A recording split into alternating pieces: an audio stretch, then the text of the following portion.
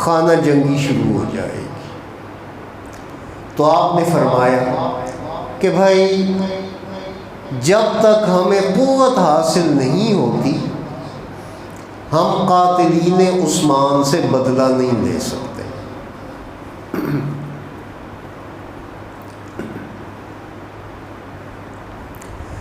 تو نتیجہ یہ ہوا کہ حضرت معاویہ رضی اللہ تعالیٰ عنہ نے حضرت علی رضی اللہ تعالیٰ عنہ کی بیعت کرنے سے اور انہیں خلیفہ تسلیم کرنے سے انکار کر دیا، اور ایسا بھی ہوا کہ ان کے درمیان آپس میں جنگیں اور لڑائیاں بھی ہوئیں۔ پھر کیا ہوا کہ حضرت علی رضی اللہ تعالیٰ عنہ 40 ہجری کے رمضان کے مہینے میں شہید کر دیے جاتے ہیں۔ حضرت علی رضی اللہ تعالیٰ عنہ نے خلیفہ بننے کے بعد ایک کام یہ کیا تھا کہ مسلمانوں کا جو دارالخلافہ تھا انہوں نے وہ مدینہ منورہ سے کوفہ منتقل کر دیا تھا۔ ان کا مقصد یہ تھا، نیت یہ تھی کہ حالات کچھ اچھے معلوم نہیں ہوتے، ایسا نہ ہو کہ مدینہ منورہ کی حرمت پامال۔ انہوں نے مسلمانوں کا دارالحکومت کوفہ منتقل کر دیا۔ اسی شہر میں حضرت علی رضی اللہ تعالیٰ عنہ صبح کی نماز کے لیے تشریف لا رہے تھے۔ ایک خارجی عبد الرحمن بن ملجم نے آپ پر شدید جو ہے وہ حملہ کیا، آپ شدید زخمی ہوئے اور 1-2 روز کے بعد آپ کی شہادت ہو گئی۔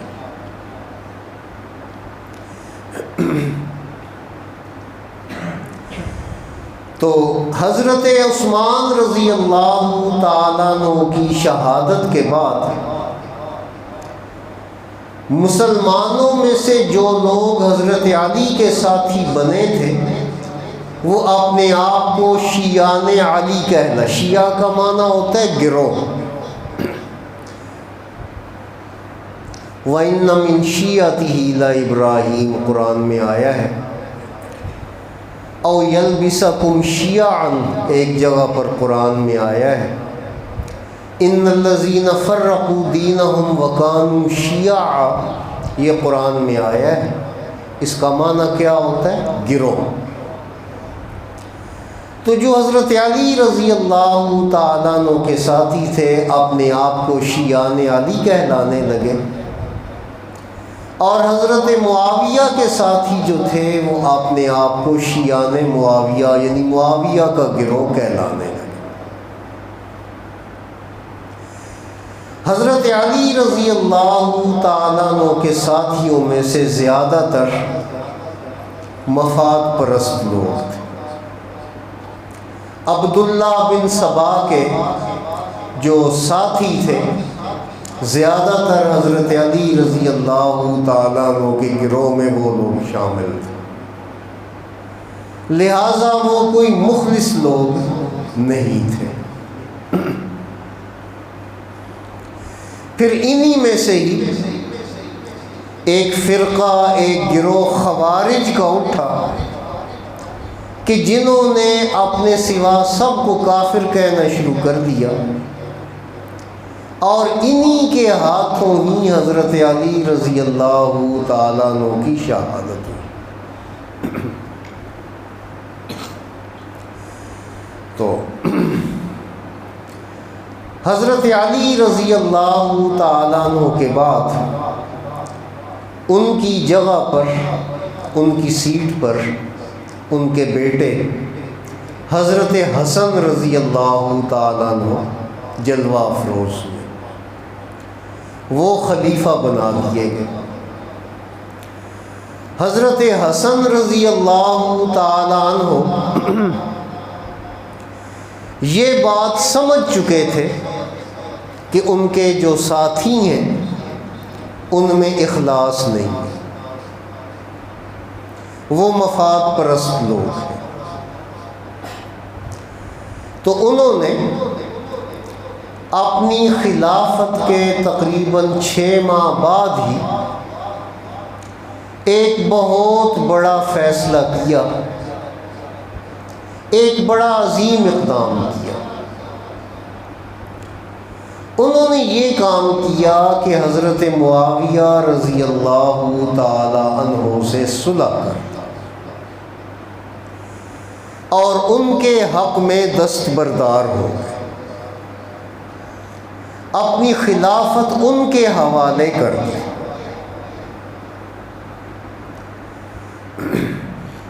اس طرح سے کیا ہوا کہ حضرت معاویہ رضی اللہ تعالیٰ عنہ پھر سے ساری امت مسلمہ کے امیر بن گئے۔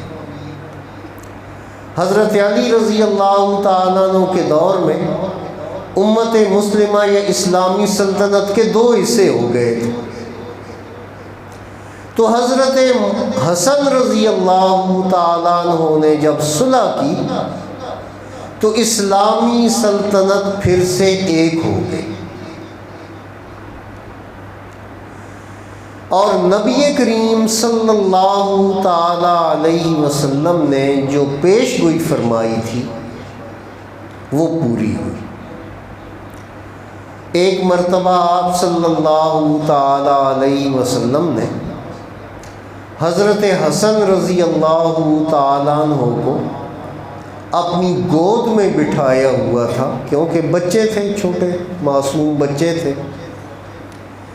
تو آپ نے فرمایا ان ابنی ھذا سید، کہ میرا یہ بیٹا سید ہے، سردار ہے۔ وَلَعَلَّ اللَّهَ أَن يُصْلِحَ بِهِ بَيْنَ فِئَتَيْنِ عَظِیمَتَيْنِ مِنَ الْمُسْلِمِینَ، اور امید ہے کہ اللہ تعالیٰ اس کی وجہ سے، اس کے ذریعے سے مسلمانوں کی 2 بڑی جماعتوں میں صلح کرا دیں گے۔ آپ نے یہ پیش گوئی فرمائی۔ تو جب حضرت حسن حضرت معاویہ کے حق میں دستبردار ہوئے تو آپ کی یہ پیش گوئی صحیح ثابت ہوئی، پوری ہوئی۔ اور جب حضرت حسن نے صلح کی حضرت معاویہ سے تو جو شیعان علی تھے انہوں نے سخت ناگواری کا اور غصے کا اظہار کیا۔ اس قدر انہوں نے حضرت حسن کی توہین کی کہ حضرت حسن مصلی پر کھڑے ہوئے نماز کے لیے ایک بدبخت نے آپ کے نیچے سے مصلی کھینچ لیا اور کہنے لگا کہ اے مسلمانوں، اے مومنوں کو رسوا کرنے والے، ذلیل کرنے، یا مذل المومن۔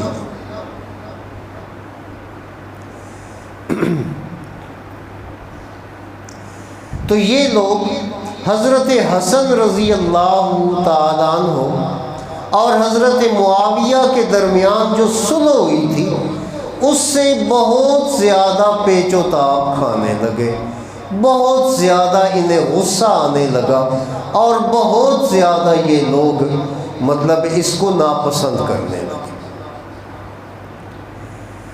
لیکن یہ حضرت معاویہ کے دور میں کچھ کر نہیں سکتے تھے۔ حضرت معاویہ رضی اللہ تعالیٰ عنہ نے 20 سال تک حکومت کی، یعنی ساری امت مسلمہ پر ان کی خلافت 20 سال تک رہی، 41 ہجری سے لے کر 60 ہجری تک، تقریباً 20 سال حضرت معاویہ رضی اللہ تعالیٰ عنہ کی حکومت رہی۔ تو اس دور میں، حضرت معاویہ کے دور میں حضرت حسن و حسین انہوں نے اس صلح کو بہت اہمیت دی، حضرت معاویہ کو اپنا امیر تسلیم کیا، اور ان کی زیر قیادت ان کے دور میں اللہ کی راہ میں جہاد بھی کرتے رہے، اور ان کی قیادت میں بیت اللہ کا حج بھی ادا کرتے رہے۔ مگر جو کوفے والے تھے شیعان علی، انہیں اس بات سے بہت زیادہ غصہ تھا، کیونکہ وہ سب کے سب عبداللہ بن سبا کے وہ تربیت یافتہ تھے۔ انہوں نے تو یہ سارا کچھ کیا ہی مسلمانوں کو آپس میں لڑانے کے لیے تھا۔ ان کے سارے منصوبے خاک میں مل گئے، مسلمانوں کی سلطنت پھر سے ایک ہو گئی۔ اس وجہ سے ان سے یہ چیز برداشت نہیں ہو پا رہی تھی۔ حضرت حسن رضی اللہ تعالیٰ عنہ ان کی وفات ہو جاتی ہے۔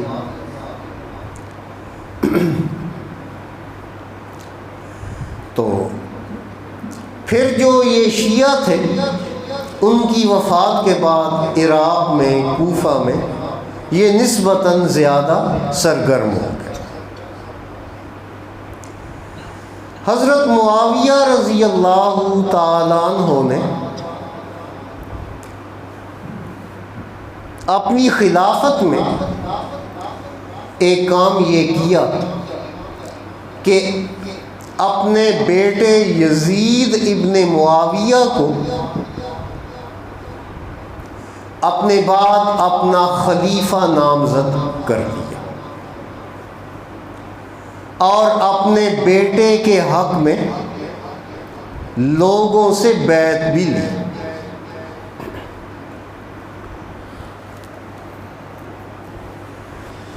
تو حضرت معاویہ رضی اللہ تعالیٰ عنہ کی وفات تک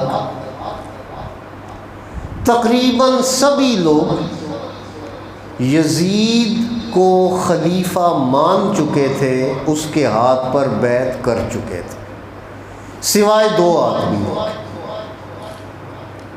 ان دو آدمیوں میں ایک تھے حضرت حسین، اور دوسرے تھے حضرت عبداللہ بن زبیر رضی اللہ تعالیٰ عنہ۔ ان دو آدمیوں نے بیعت نہیں کی۔ حضرت معاویہ رضی اللہ تعالیٰ عنہ کی وفات رجب 60 ہجری میں ہوتی ہے۔ تو جب حضرت معاویہ کی وفات کی خبر پھیلی تو جو شیعہ تھے انہوں نے ان کی وفات پر جشن منایا، لیکن خفیہ طریقے سے، اس طرح کہ وہ لوگوں کو بلا کر اپنے گھروں میں لے جاتے، کھانا کھلاتے، اور ان کو جو ہے نا وہ گھروں سے باہر بھیج دیتے۔ اس طرح سے انہوں نے جو ہے وہ خوشی کا اظہار کیا، لوگوں کو کھانا کھلا کر، اور گھر سے باہر جو ہے وہ کھانا نہیں جو ہے وہ نکالا، تاکہ جو ہے نا حکومت کے کسی اہلکار کو پتہ نہ چل جائے کہ یہ خوشی منا رہے ہیں۔ پھر برتن بھی جو ہے نا وہ کئی دن نہیں دھوئے۔ تو بچوں، اسی کی جو ہے نا وہ پیروی کرتے ہوئے ہمارے علاقوں میں جو ہے نا وہ کنڈوں کی رسم جو ہے نا وہ شروع ہوئی۔ ہمارے سیدھے سادے مسلمانوں کو جو ہے نا وہ کہا گیا یہ جناب امام جعفر کے نام کے کنڈے ہوتے ہیں، کنڈے ہم بھرتے ہیں امام جعفر کے نام کے۔ کنڈا جو ہے نا یہ کنالی کو کہتے ہیں، پرات جس طرح ہوتی ہے نا، اس طرح وہ جو مٹی کا برتن ہوتا ہے نا اسے کنڈا کہتے ہیں۔ حالانکہ یہ 22 رجب کا یہ واقعہ، 22 رجب کا امام جعفر کی زندگی کے ساتھ کوئی، یعنی نہ ان کی پیدائش کا یہ دن ہے، نہ وفات کا دن ہے، نہ کوئی اور ایسا دن ہے۔ تو انہوں نے جو ہے نا وہ مسلمانوں کو حضرت معاویہ کے جو ہے نا وہ وفات کے جشن میں اس طرح سے شامل کیا۔ اور ادھر ہمارے یہاں بھی لوگ جو ہیں یہ اسی طرح ہی کنڈے مناتے ہیں، اور آج بھی یہی کہتے ہیں جی کہ بھئی یہ کھانا جو ہے یہ گھر سے باہر نہیں بھجوایا جائے گا، گھر میں جو ہے نا وہ لوگوں کو بلا کے انہیں کھانا کھلایا جائے گا، اور صبح صبح کھلایا جائے گا، کیونکہ انہوں نے ایسا ہی کیا تھا حضرت معاویہ کی وفات پر کہ فجر ٹائم ہی جو ہے نا وہ لوگوں کو کھانا کھلا دیا تاکہ بعد میں کسی کو پتہ نہ چل جائے۔ اور پھر آج بھی ان میں یہ بات مشہور ہے کہ جو جن برتنوں میں کنڈے بھرے جائیں یا کھانا بنایا جائے، جتنے دن انہیں دھویا نہیں جائے گا اتنے دن ثواب ملتا رہے گا، یہ ان میں مشہور کر دیا۔ تو خیر اس طرح سے ان لوگوں نے حضرت معاویہ کی وفات کا چپکے چپکے جشن منایا، بڑے خوش ہوئے۔ تو حضرت معاویہ کا بیٹا یزید ابن معاویہ یہ خلیفہ بن گیا۔ حضرت حسین رضی اللہ تعالیٰ عنہ اس وقت مدینہ منورہ میں تھے، تو یزید نے مدینہ منورہ کے گورنر کو یہ پیغام بھجوایا، یہ خط لکھوایا کہ آپ حضرت حسین رضی اللہ تعالیٰ عنہ سے جو ہے نا وہ میری بیعت لے لیں۔ بیعت کا معنی یوں ہی سمجھو کہ جس طرح ووٹ ہوتا ہے کہ بھئی ان سے کہو کہ وہ بھی میرے حق میں ووٹ دے دیں۔ تو جب گورنر نے حضرت حسین رضی اللہ تعالیٰ عنہ تک یزید کا یہ پیغام پہنچایا تو آپ نے فرمایا کہ بھئی جب دوسرے لوگ بیعت کریں گے تو میں بھی کر لوں گا۔ اس کے بعد ایسا ہوا کہ جب حضرت معاویہ کی وفات ہوئی تو کوفے میں جو متحرک لوگ تھے کوفی، انہوں نے حضرت حسین رضی اللہ تعالیٰ عنہ کو خطوط بھجوانے شروع کر دی۔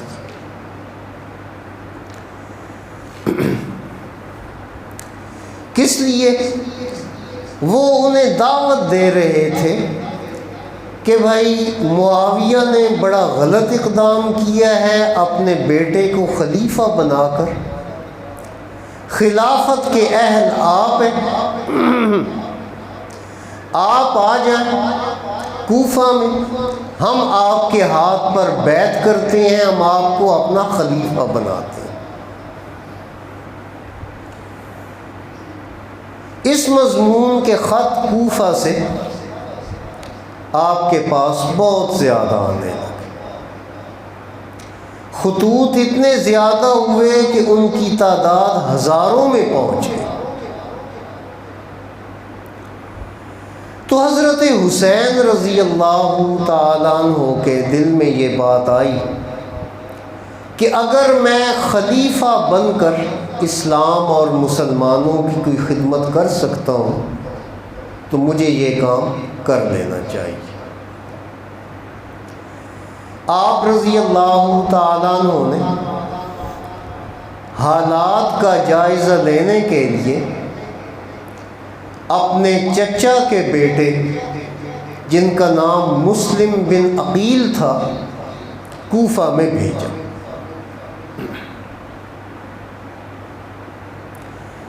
اور ان کو یہ کہا کہ بھئی آپ وہاں کے حالات کا جائزہ لیں، حالات دیکھیں، اور جو وہاں کی صحیح صورتحال ہے اس کی مجھے رپورٹ دیں۔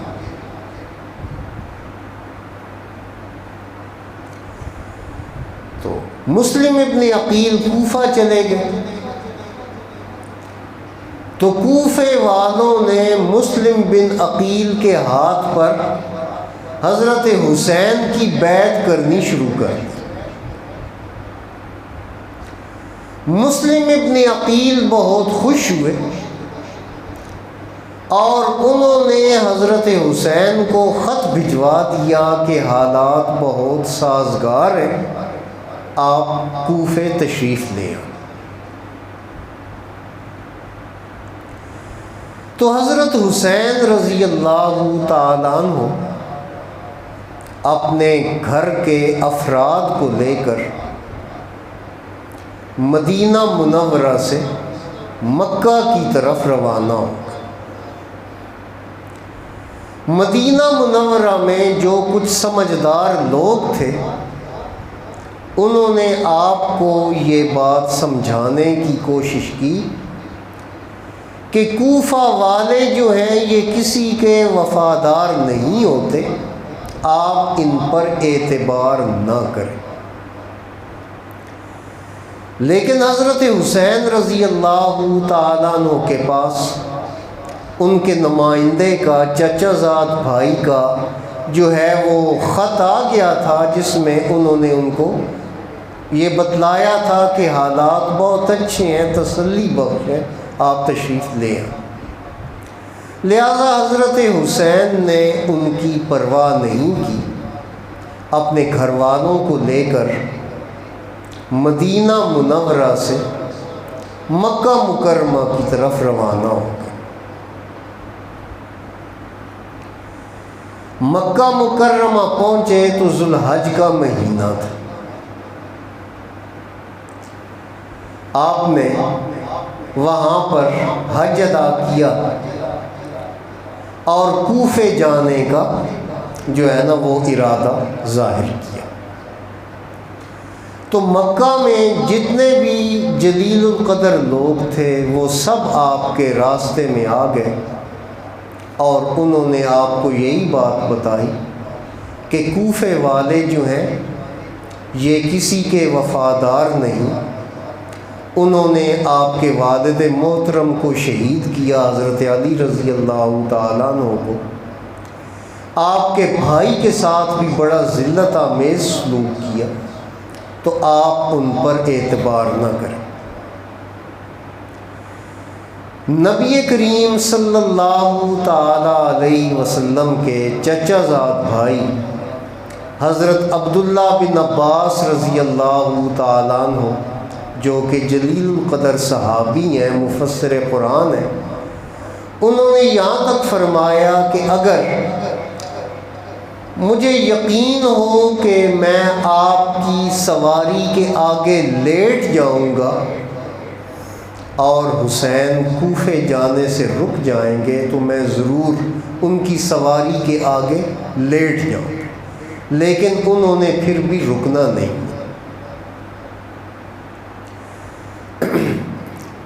تو ادھر حضرت حسین کوفے جانے کی تیاریاں کر رہے تھے مکہ مکرمہ سے، دوسری طرف یزید جو اس وقت مسلمانوں کا خلیفہ تھا، اسے جب یہ اطلاعات ملی کہ کوفہ میں حالات خراب ہو رہے ہیں،